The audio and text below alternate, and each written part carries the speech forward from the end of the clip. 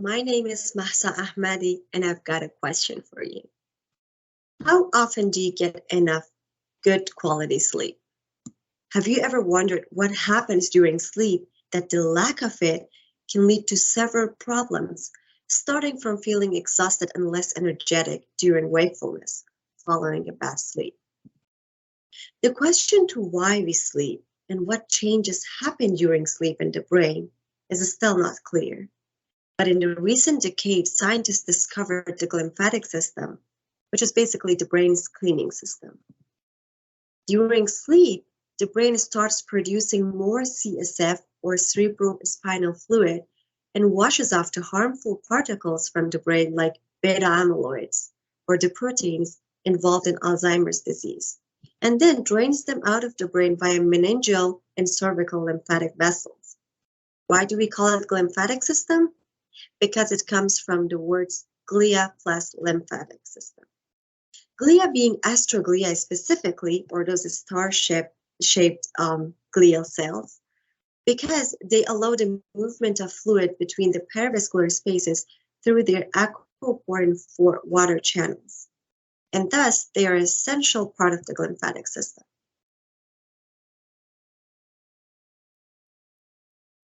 During the transition of brain to sleep, scientists observed an expansion of the extracellular space, or the space surrounding the cells in the brain. The cells, neurons, and glia are shown in green in here, and the extracellular space, or space surrounding the cells, is shown in red color. Now it makes sense, right? If you have more extracellular space, you can produce more fluid, which can flow easier and with less resistance to flow, and thus cleans the brain. Extracellular space, again, here is shown in the red color.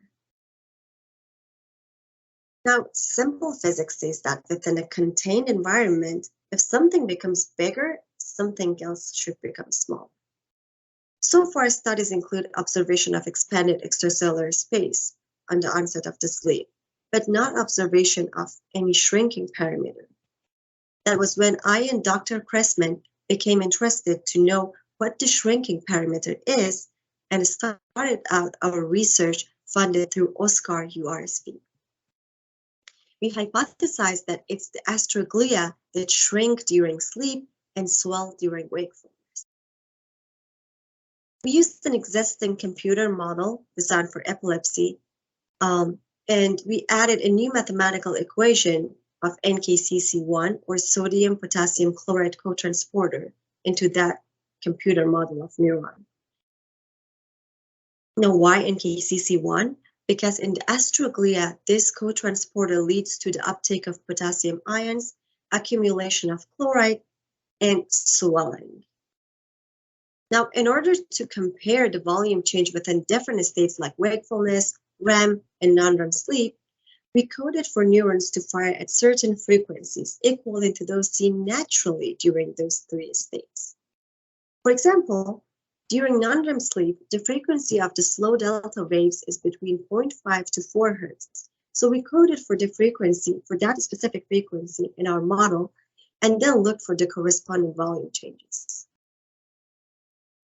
According to our results, during non-REM sleep, extracellular space increases, while both glia and neuron decrease in volume.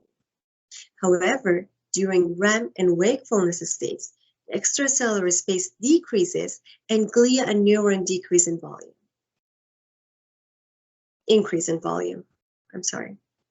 It also makes sense that when the extracellular space is shrinked during wakefulness, as a result of that shrinkage, the concentration of potassium outside increases, and that leads to neurons becoming more excitable and firing at faster rates. It's also interesting to know that even subthreshold stimulations in our model caused volume change in glia, neurons, and extracellular space. Now, why is this research important?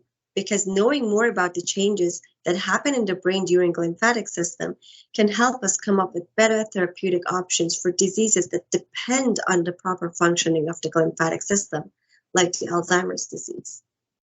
Suggestion for future research would be looking for the factors that lead to that volume change and their mechanism. But until then, please make sure you get quality, good, enough sleep. Thank you.